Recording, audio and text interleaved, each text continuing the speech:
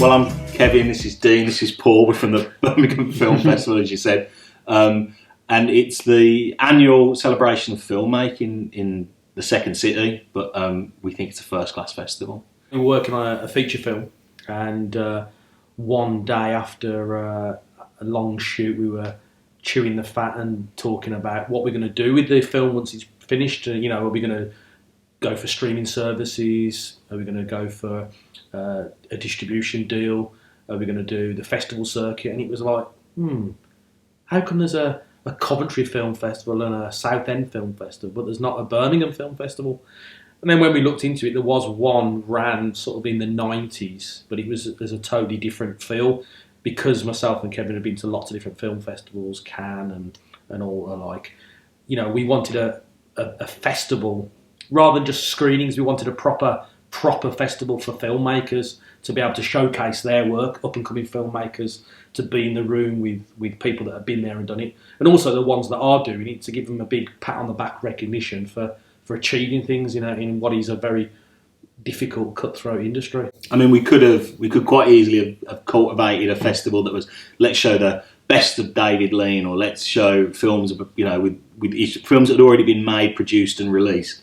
But there is plenty of that, and nowadays there's so much opportunity to see films that we really wanted to give it to people who were like us, that were making things but didn't have a real platform or opportunity to get it out there. So we started building one and sort of, you know, screaming and shouting about the filmmakers in the region, and sort of forgot to tell people about what we were doing in the long run. We always say that we're an international film festival from Birmingham, not just a festival for people in Birmingham and the region. But that is its goal, to help the region, to bring in talent from around the world, to connect it with local talent, and hopefully sort of encourage the people making films in Birmingham and the West Midlands to sort of keep doing it. You know, it's just about the talent wherever it is, and sort of bringing it into the region, because we really want to put a shot in the arm for the media industry in this region, because it's sort of suffering a little bit. The interesting thing about Birmingham is that recently there's been a push, some sort of injection into filmmaking within Birmingham. So, you know, we heard that Steven Spielberg directed some scenes from Ready Player One. Yeah.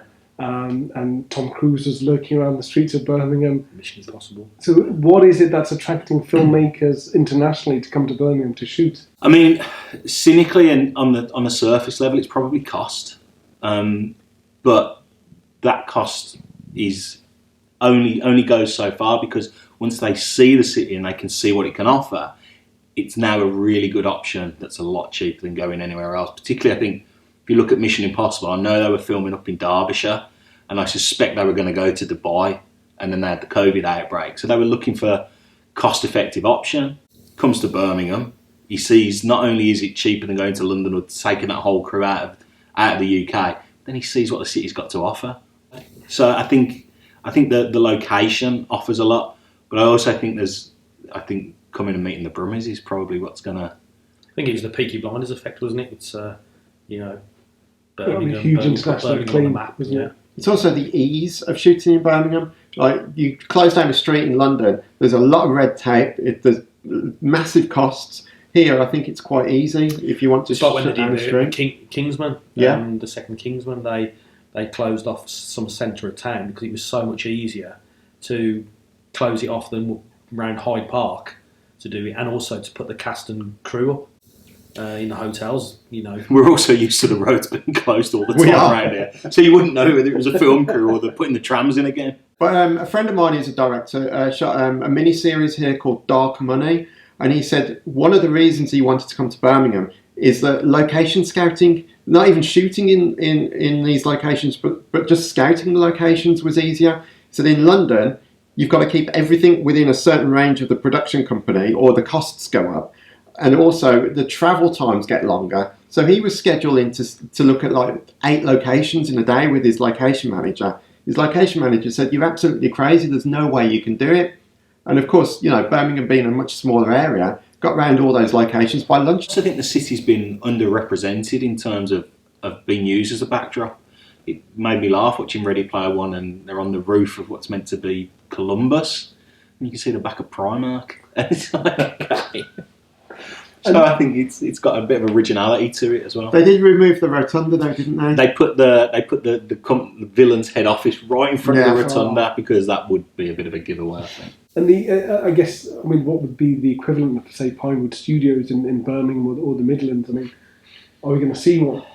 I don't know. I think we'll see one, but probably around about the same time as HS2. Yeah, it makes sense.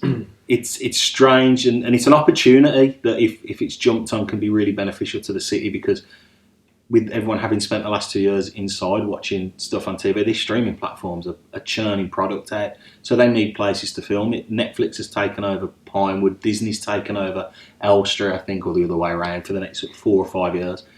They're opening film studios all over the country, and they're booked up by the studios then for couple of years to film stuff. So if we built one, I don't think it'd struggle for business at the moment, but got to strike while the iron's hot, I think. Yeah, if you build it, they will come. Mm-hmm. I don't think it'll be right in Birmingham, maybe somewhere on the outskirts, a little further out, but we will get something soon, I'm sure. Stephen Knight jumped on board even before the first festival, wasn't it? He was interested and did some an interview for us and stuff, give us a bit of publicity.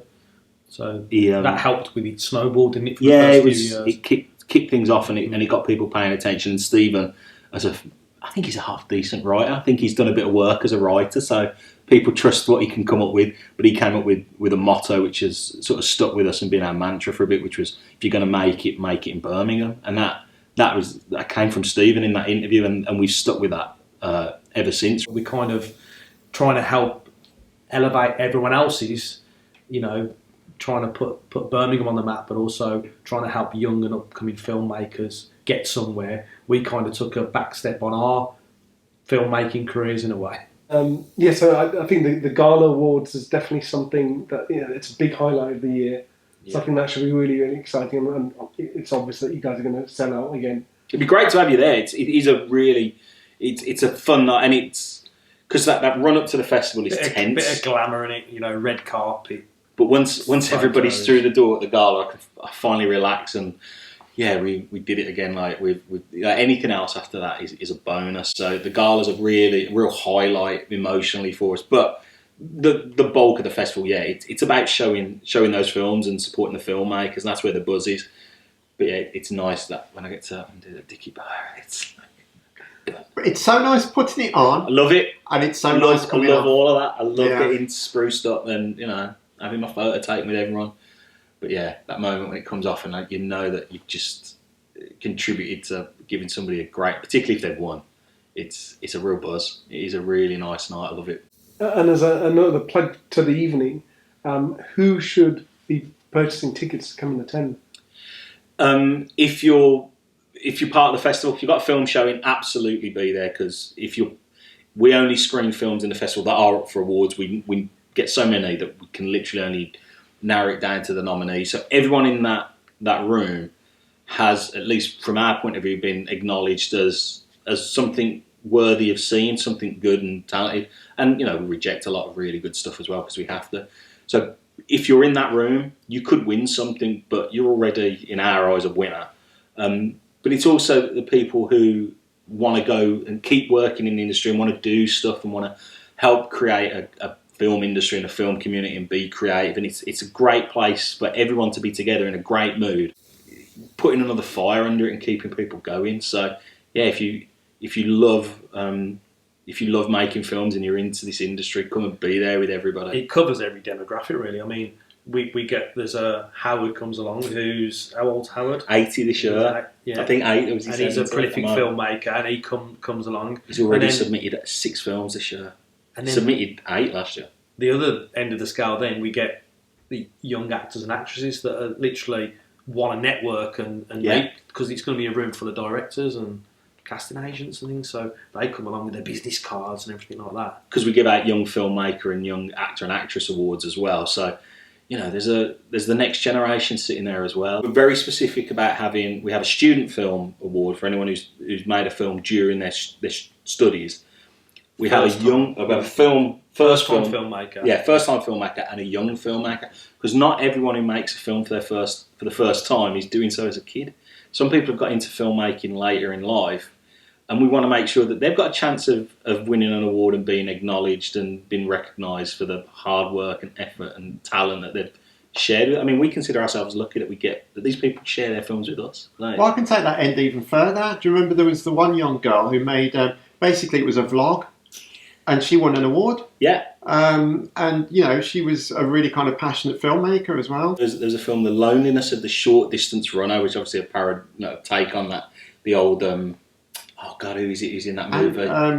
It's a Lindsay Anderson film, isn't it? Yeah, Tom Courtenay. Tom Courtenay, yeah. That's me going back there pulling. Remember, you saw remember that when it came telling me out, about it. and you went to premiere in 1950, whatever. And she'd done this film, and it was all shot on her phone, and she was 13. And it's this vlog of her. It was similar to that one you were talking about, and it ends with this brilliant punchline. I won't tell anyone in case it's still out there to be watched, but it was so well done, and not just for a 13-year-old. It was really well done. And when she won the award, I was like dead chuffed because it was such a great piece of work from such a young filmmaker. I mean, she's probably 35 now. It's that long ago it feels like. But yeah, it was really, it was so cool to see somebody just grab their phone. Like, there is no obstacle to telling stories. And for people who are wanting to get into this industry, they're not quite sure where to go or what sort of equipment to purchase. As the festival, can people sort of reach you to get advice or get signposted in the right way for filmmaking? I mean they can. My advice might be to ask other people for advice, but if people want to get in touch, we're all over the the social. Yeah, come on, at the Ham Film Fest. So that's on Instagram, Twitter, Facebook, and we're also www.birminghamfilmfestival.com, and you can get in touch with us in so many different ways. We're more than happy to speak to people and put people in touch, which is probably one of the things we can do the most of, isn't it? Yeah. Connect people through this and the producers forum. There's so many people that we get to speak to and that we know that we can hook people up and point them in the right direction. Even the films that we get submitted to the festival, again, some of which shot on iPhones, we still will cast it onto the big screen. And I thought I had a big TV till I come out. And so we watch some film shot in very simple formats on big flat screen TV because it deserves it. And the festival itself, we project and show the films on the biggest screen outside of London in the UK because the films deserve that platform. They deserve to be seen in all their glory. But as you said, people going, oh my God, you're going to see everything. Yeah, but that's kind of the point. It is, yeah. And so it makes sense to watch it on a bigger screen than we can. Really. It does. I don't go to the cinema as much as I used to. I used to go at least 3 times a week at one point. I was going constantly. And I don't go as much as I used to. But when something really exciting comes out, I have to see it on the big screen. I went to see Once Upon a Time in Hollywood because I'm a big Tarantino fan. And when The Irishman came out and it was Netflix and this isn't really going on cinemas, I was so disappointed because, again, I'm a Scorsese fan and I was really looking forward to seeing that on the big screen. And unfortunately, I ended up watching it on the computer, which was not the same experience at all. It was always an exciting moment in the cinema when you've watched the trailers and you've got the screen like that and you hear the buzz of the curtains go back and seeing... How far they're going. Yeah, and seeing that screen open up. That was an exciting moment. And you've got a similar experience here when you press that button and the screen comes down from the ceiling and the movie's about to start. It's a very similar experience, more so than a lot of modern cinemas that just have the open 235 to 1 screen and just show everything on that. And you get trailers and everything, and you've got the kind of not quite black at the edges because it's not masked off. So this is a much more experience than that in a lot of ways. Because they used to show the trailers, and then they close the curtains, and then reopen them, and it was like, ta-da. It's a bit of a reset, so they could reset. Change the lens and everything. Yeah. Those days are. It's been an absolute privilege to host Paul, Dean and Kevin from the Birmingham Film Festival. We discussed so many things all about the Birmingham Film Festival and the awards gala and submissions for awards, but it was especially wonderful to hear such great feedback about the audio systems here at Zebra Home Cinema.